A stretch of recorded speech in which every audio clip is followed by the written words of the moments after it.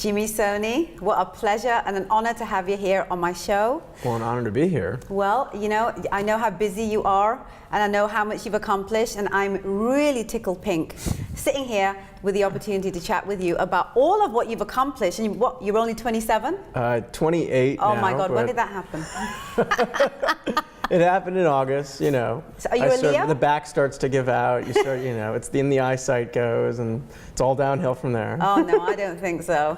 So you're a Leo? I'm a Leo. Ah, so and a proud Leo, which is really prototypically Leo. Yes, absolutely. Yeah. What other traits of yours would you say are Leo-ish? Oh, I don't know. There's the good ones, which I won't cover, and then there's all the bad ones, right? There's like pride, prone to laziness from time to time, you know, needs a ton of sleep because lions sleep a lot, but there's a bunch of those. My mom actually says, my mom was told when I was younger that I was a quintessential Leo, and all my life she said, you really are like the Leo, and in the worst ways, not the best ways. So. But you know what's really hilarious is if this is you in your lazy mode, I don't even know what you'd be like if you weren't a Leo. Right, exactly. But so let's talk a little bit about your life. Duke Sure. University, Yeah. dude, you must have made your parents proud. I did. You know, I think Indian parents are a tough bunch to make proud no matter what, because there's always this sort of element of what's next, right? Yes. Once the thing happens, they're always asking what you're going to do next. But no, Duke was a wonderful place. I was really fortunate. I actually got a full scholarship to go to Duke. Yes, you did. I had the best 4 years of my life there. And I still stay really, really involved with the university. Some of the people I call every week are professors who I had or friends who I made there. Wow. And so it was one of the best experiences of my life. So that was the G-rated version. So what's the R-rated version of the 4 years at Duke? You know, there's not really, I wish there was an R-rated version because I'd have more interesting stories to tell at the bar. But I swear, I spent a lot of time at Duke with my nose in a book, or kind of leading mini rebellions on campus, or writing stuff that was going to lead to many rebellions on campus, right? And so for me, I was doing a bunch of activities. I was doing a bunch of organizing groups to do various things. I was on student government. I ran for student office. I did all of that sort of stuff, and that kept me out of trouble pretty well. So. Well, that's a good thing. So Yeah. you ended up making your parents proud. Yeah, I think by being so. a good little boy. Yeah, and you know, part of it was I made them proud, and in return, I got to go away from them for school half a continent away, which is really nice because there's all the stuff that's classified that I'm not necessarily going to tell them. You know? Absolutely, you don't need to, and it's part and parcel of the experience of the university, right? Yeah. It helps you become who you need to be without having, you know, kind of like that microscope on you, you know, AKA our parents. Yeah. Well, my parents are actually, I'll say this, my parents are set very high standards, but never really micromanaged us as kids. Right. And so that was interesting because my parents had really almost unreasonably high standards, but they never dictated to us the way that we should spend our life or what we should study, which was really, really important because when I got to Duke, I decided to design my own major, and I designed it in ethics, right? Wow. And about the last thing that you want to tell South Asian parents is that you're designing your own major and that it's in ethics, right? But they said, look, you can take charge of your own education, just know that we're not going to bankroll you after college is over. Right. And so for them, they gave me a lot of autonomy, which was really important because I never would have ended up in the field of media had they not been open to the idea that you can do more than 3 things in the world. Right, absolutely. And, you know, obviously all the things that you experience while you were at Duke are all, you know, skill sets that have, you know, come handy for you in this fabulous role as, you know, the editorial, you know, managing editor of Huffington Post. Right. And you were obviously handpicked by Arianna herself. Talk to me about that experience, because all you ever see in your bio, wherever it is that I've read about you, is that you were handpicked by Arianna Huffington, and this is what you do. Right. So tell me the backstory here about that. You know, it's an amazing story because it sort of proves the power of serendipity. I'd been working for the mayor of Washington, D.C., and we had lost re-election. I helped to transition the government to the new mayor. And then I started looking for what my next adventure was going to be. And a friend of mine and I had planned to get lunch in Washington, and we were supposed to have lunch at noon. At 12:30, she still hadn't shown up. At 12:45, she still hadn't shown up, and she calls me and says, "Oh my God, I'm late. I'm so sorry. I overslept. I'll be there." And I said, "Fine, I'll wait." And when she came, she told me that she had passed on the chance to work for Arianna. And I was walking away from the lunch. In this role? In this role, or actually in the role of chief of staff, which is the first job I took when I was at HuffPost. Okay. And so when that happened, we walked away, we parted ways, and it was midway through walking from the restaurant back to my office that I said, you know what?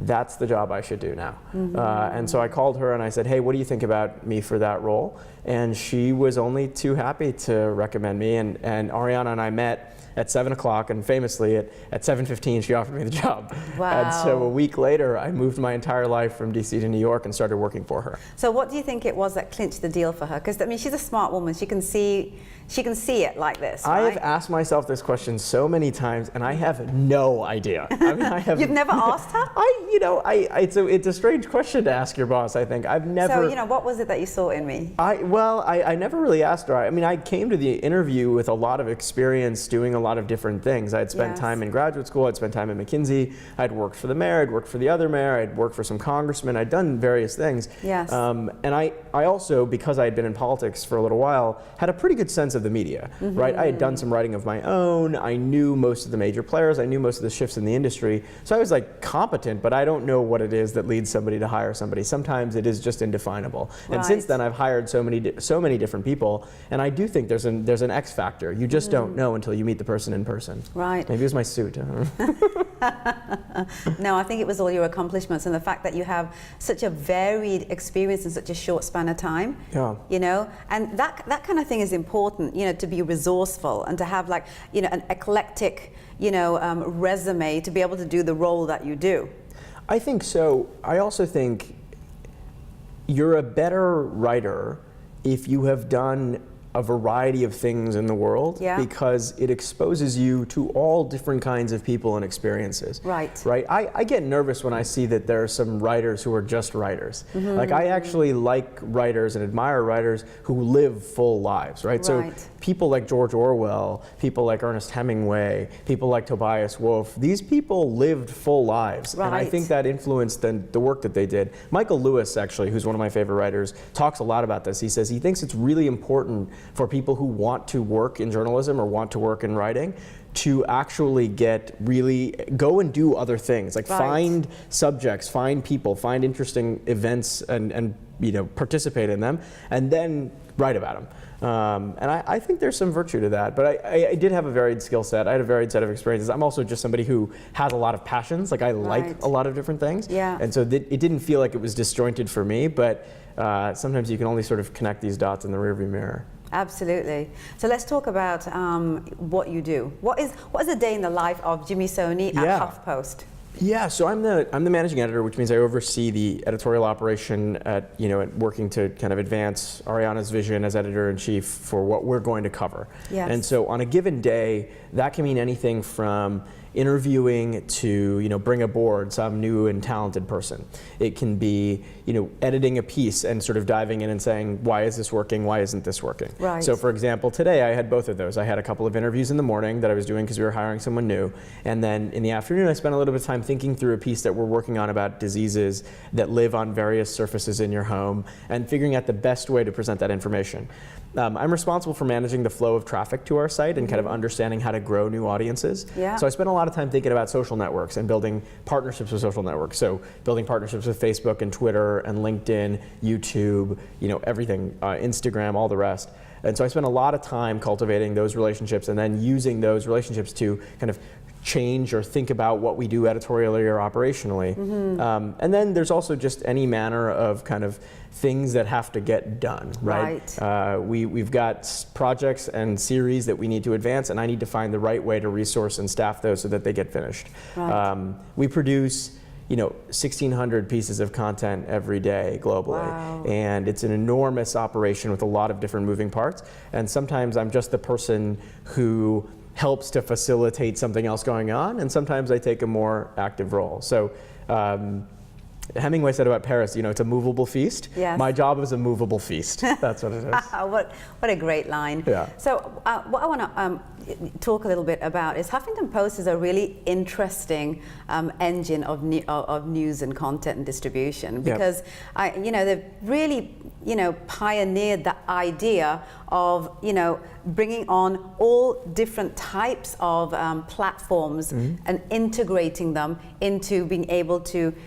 get the message out that they're doing. Yeah.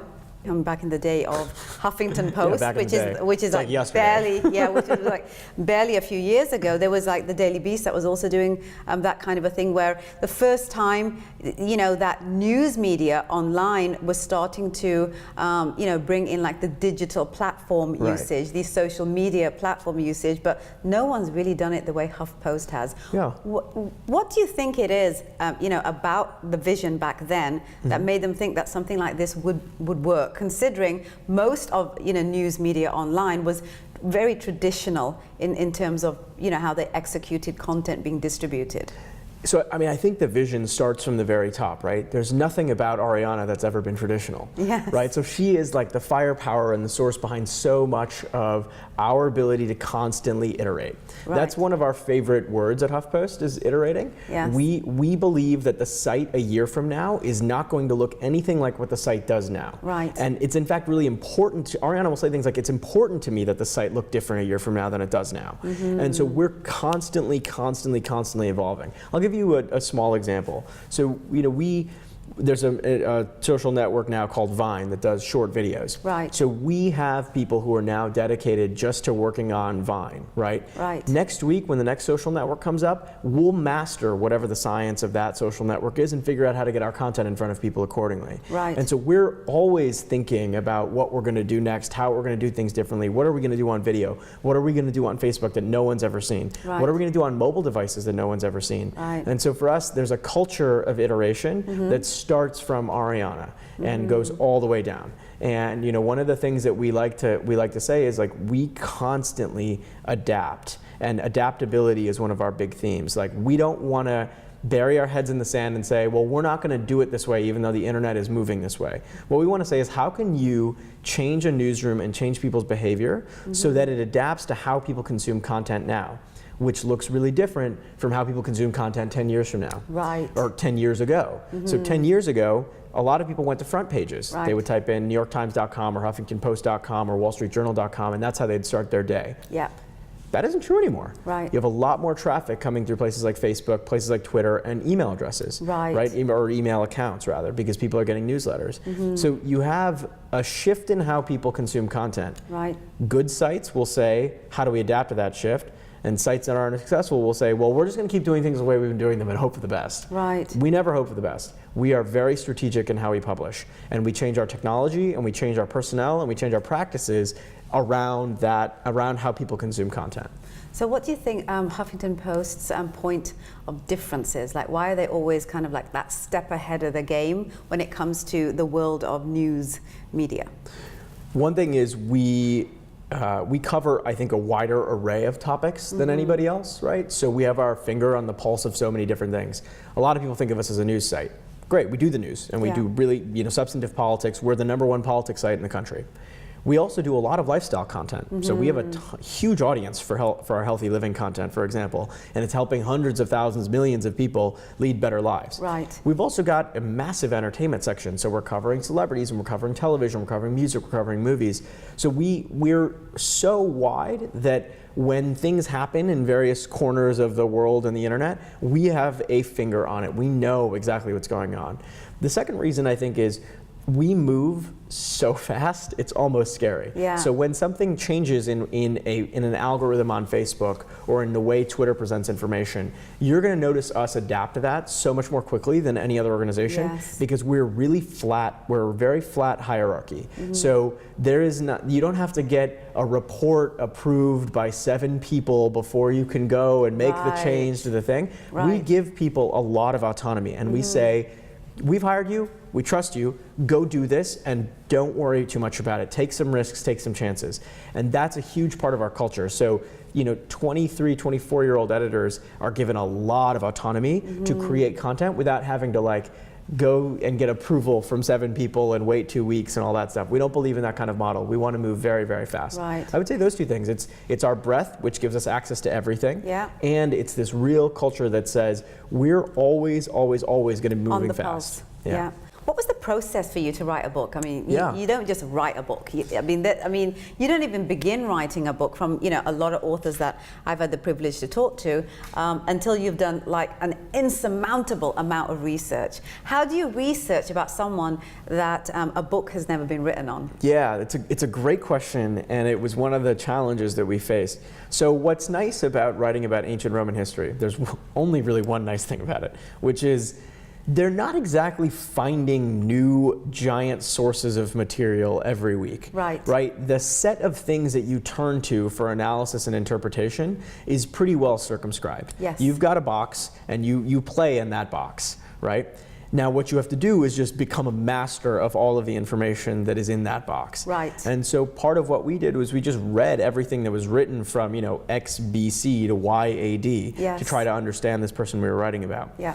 And after that, after you do all of that reading and you kind of create an outline that helps you structure the story, then honest to God, you just sit at your computer every day and you just click away and you get it done. And there's not much more to it than that. Part of what was nice about writing with somebody else is that you avoided like the boredom that is endemic to a writer's life. Right. But you also had somebody where you could say, hey, in this scene, Cato does this, but this other source has him here. How do I reconcile? Like, well, have you read anything that reconciles these two? So having like a person to actually bounce this stuff off of was fantastic. Yes. But the other thing that we just had to do was nose to the grindstone, sit down every day and just type it out. And get it out. What's nice though is we were dealing with, we're not dealing with living history. Like if you were going to write a book about Hillary Clinton, you would be working every day just to learn the new stuff that's going on now. Absolutely. I was writing about a guy who was dead 2,000 years ago. Right. It's a little bit easier. Yeah.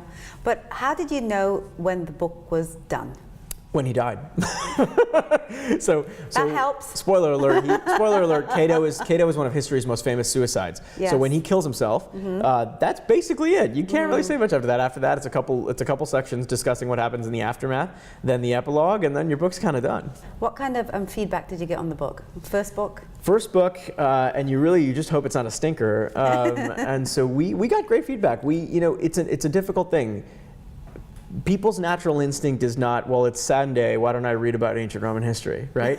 And so we actually, what was nice was we wrote the book so that we would want to read it. Right. And I think it resonated. The feedback I got, I like feedback from people who don't like me. Like I like feedback from people who don't know me, because all my friends aren't going to be like, this book is terrible. Right. But people what was really interesting was actually the first time we got an anonymous, not an anonymous, but an out of the blue note from someone we didn't know who said, hey, I don't know if this is the right email address to send this to, but I just read Rome's Last Citizen and I loved it. Thank you so much for putting this book together, appreciatively, whoever.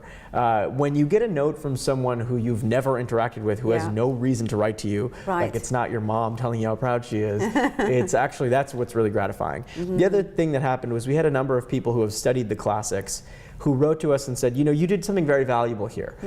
You collected all the information about this person that's been in here and here and here and here, and you put it all together in a way that's actually pretty seamless. Yes. And so we had people who were experts in the field actually give us good feedback, and that to me is really high praise. Absolutely. Because their good housekeeping seal of approval matters a lot. Absolutely. So I know there's going to be another book on the horizon. Are you writing something right now? I'm always noodling on some ideas. Nothing active right now. My commitment is to the Huffington Post and to making the Huffington Post successful and to having us grow. We've got a number of international launches ahead. We're actually launching in India, which I'm really excited. That is going to be amazing. It's going to be really exciting. Are you going to be like one of the key main spearheads there? I hope so, and I know so, because it's a country that's obviously close to my heart. Absolutely. And also I've learned so much about publishing, having been at HuffPost for 3 years on the domestic side, that I can help us think about how to publish in India in creative ways. I'm also just involved in everything that goes on at HuffPost, so I'll be involved. But I'm going to go there for the launch and participate and help out, and we're going to have a number of events, and it's going to be a lot of fun. But I'm excited to bring HuffPost to India. HuffPost is the focus of my time right now. Absolutely. And what's Utopia for you with HuffPost? I mean, when you say, okay, when I've done this, I'm going to move on. Oh, I don't know that there is one. No? We move the goalposts all the time in a way that I actually find really refreshing. And that's what works for you, right? Oh, yeah. That's why you're around. Yeah. That's No, why you've been around for as long as you have. And I also like it. I think that life without challenges is kind of empty. Absolutely. Like, I like the challenge of growing HuffPost to the next 50 million people, and 50 million people after that, and 50 million people after that. Right. I want us to take over the planet. You know, we're going to be in 15 countries by the end of the year, and I want us to be in 25 countries by the end of next year, and 45 countries by the end of the year after that. So for me, I just want to continue growing what we do because I believe in it so much, and so that's what I would want to keep doing. And there's no point at which I can say, you know, once we've launched in Mumbai, I'm good. I'm done. I hit the Indian subcontinent. Yeah, I did my homage to the country. Exactly, yeah. Made my parents proud. Now I can go to medical school. Well, let's talk about making your parents proud. Marriage, kids.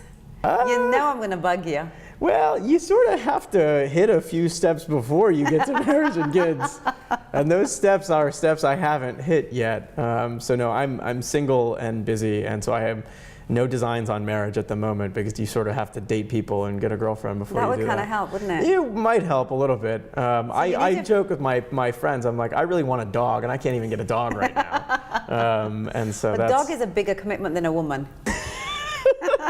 I should be careful about what I say. It might prevent me from getting a girlfriend. I don't think so somehow.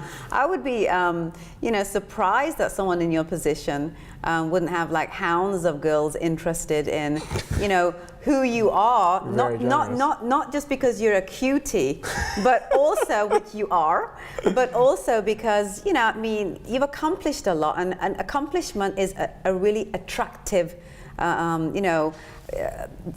trait to have as a person. So, talk to me. Don't be so modest. I don't know. I mean, I guess that might be true in some theoretical way. I would be really wary of anybody who was just interested in the stuff I've done professionally. Yeah. And that. But reality is reality. That's true. At the end of the day, yeah. That whether you're and it's the same the reverse way, babe. Yeah. If you were to meet a woman and you learn a lot about that girl through the things she's done. Right. And it tells you a lot about how she thinks, how she feels, what makes her tick. And so it's one of the many things that you do need to look at. Right. And I know that people like to be really politically correct, and they like to say, well, personality is what matters, and this and that. Everything matters. Right. When you're sharing your life and you're making a commitment with someone, everything matters. So you do need to look at everything. The only thing is you don't just want to look at one thing. Right. The other thing for me, it's both the thing that I value, also the thing that makes dating challenging is I just love my work, right? Yes. Like I just really love throwing myself into my work. Trust me, I know. I was going to say, you're no slouch. And Absolutely. So for me, I think, my work is a reflection of my values, and it always will be, if with any luck. And so for me, if I were to meet somebody on the basis of the stuff I've done, that'd be great, because it is actually a reflection of the things that I do. I just wouldn't want that person to have the impression that this is all of my life. No, it's a absolutely. substantial chunk of it, but I have a life outside of HuffPost that it has all sorts of things in it, and that matters as much to me. I don't think that you would, the vibe that I get from you, I don't think that you would allow a person to just be in your life because of that. Yeah, I can't really do anything. Your life's valuable to you. Yeah, and I can't really do anything half-heartedly. That's the other thing. Is I get that. In relationships too, it's not something that I kind of could treat casually. But these things are complicated, and there's so much timing and chance and luck and all of that baked into it. I am not sweating that stuff right now because I'm at a place in my life where I have wonderful friends, I have wonderful colleagues who kill themselves every day for the Huffington Post. Right. And I myself am so committed to our success. I'm pretty content with things. If a wonderful girl happens to come along, that'd be great. But I'm not too stressed about it. Well, you know, you look at the things that you've accomplished so far. I mean, you're on a mission right now. Yeah. It's a very organic mission, even though there's strategy associated with a lot of things that you've done. You know, one thing has led you to another, that's led to you to another. Last year, Forbes, 30 under 30. Yeah. How did you feel when that happened? It was very exciting. You know, you never know when these things are going to come, and then suddenly you get a phone call and Forbes has chosen you for the 30 under 30 list. It was very exciting, and it was one of those things that it's nice to be recognized, and especially in a company of people that I didn't think I deserved to be a part of, frankly. That's why you deserve it, because you don't sit there and harp on your accomplishments. There were some amazing people on those lists, and I have a number of friends on those lists, and I was really just proud to be a part of that, and it was a lot of fun. Absolutely. Yeah. So one last thing I want to ask you. What advice would you give to the younger generation? And you know I have to ask you this just because, you know, you've done a lot of things. Yeah. And especially those from our community that are, you know, trying to find their way into feeding their passions. And there still is that whole stigma associated with doing anything outside of the 3 careers that you talked about in the beginning, right? Yeah. What would you say to them? Because, you know, in some families it really is challenging to have the guts to go against the grain, especially if that grain is generations of you know, doing things a certain way, right? What would you say to them to just say, like, you know, this is your life? Yeah, it's one thing that I'm really grateful for, that my parents they expected great things of us. They never expected specific things of us. Right. Right? They never said, this is what you're going to do with the rest of your life. So I was really blessed. But I would say a couple things, and I actually love talking about this, and I speak to a lot of audiences about it, as you might imagine.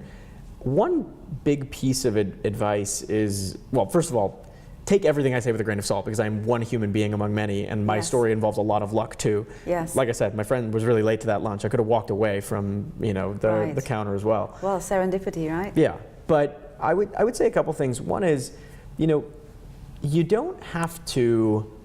People say, well, you should just follow your passion and follow your dream. I have to say, I think that's kind of tired advice. Right. I think that skills matter more than people think they do. Yeah. If you are very, very good at the skills of the thing that you want to do, you will be noticed. Right. Right? And so if you are good at kind of executing projects, at writing, at whatever it is, if you're good at, you know, performing surgery, people will take notice. Right. And so what I always say is, like, rather than kind of find the sort of passion, it's too hard, I think, intellectually, when you're young, to find the one thing that you're going to be so excited about all the time that you're going to want to do it for the rest of your life. Right. What's easier is to find the skill that you're actually willing to work to get good at. Right. Right? So excellent advice. So that's really important, because it actually changes how you approach things. Yeah. Figure out the skill that you are willing to work really, really, really gratuitously hard to get good at, and then make the world notice, right? That's kind of one piece of advice. The second thing is, you don't have to do just one thing in the world, right? So even if you are in a more traditional profession, let's say your profession, just for the sake of argument and because it's so common to our community, is medicine. Right. Right? There are doctors, and then there are doctors like Atul Gawande, who are writing for the New Yorker, who are working on, you know, policy for the World Health Organization, who are advising the Obama administration on how they should roll out healthcare, in addition to doing all the things that doctors do. Yeah. You can have a full and capacious life that has a bunch of different pieces, even if your day job is one thing. Right. Right. My day job is I'm managing editor of Huffington Post. I'm also an ultramarathon runner. I'm also a martial artist. I'm also a writer. I do a lot of different things. Right. I advise nonprofits. I work in the community. You don't. I think that having multiple things in your life is healthy, in part because a 3-legged stool is stronger than a 2-legged stool. Right. If I have a really bad day at work, I know that I still have a run that could go really well. Right. All the rest. And so for me, a big part of the advice I give is, to the extent you can, try to become good at more than one thing. Right. Try to become passionate about more than one thing, if only because that one interest and your expertise or interest in it will help you with the other thing. Right. I'm a better writer because I run, and I'm a better runner because I write. And so there is, and that may seem a little airy to some people, but it's actually true. It and is I true. sort out a lot of really complicated writing problems when I'm running. Yeah. And come up with a lot of ideas and all that sorts of stuff. So there's a real practical application. But in general, my advice is, one, don't assume that there's like a passion out there that you have to pursue. Find a skill, get good at it. The second thing is, know that you can do more than one thing. You can have more than one life. Right. And that's really important. And I think particularly in fields like media and film and arts and entertainment, you don't have a job, you have gigs. Right. And so it's worth thinking about your life in that way, especially as the internet has made it easier to like find projects and work with people around the world and have your own business and all of that. Yeah. It's so important then to kind of know that you can do more than one thing, that one profession isn't going to define your life. Absolutely. And even for me, I mean, I love media, but I definitely could see a universe in which I'm not in the media anymore. Right. Because I have other things I want to do. Right. And so those are my two pieces of advice. And again, grain of salt with both of them. Absolutely. Just be flexible, open-minded, Yeah.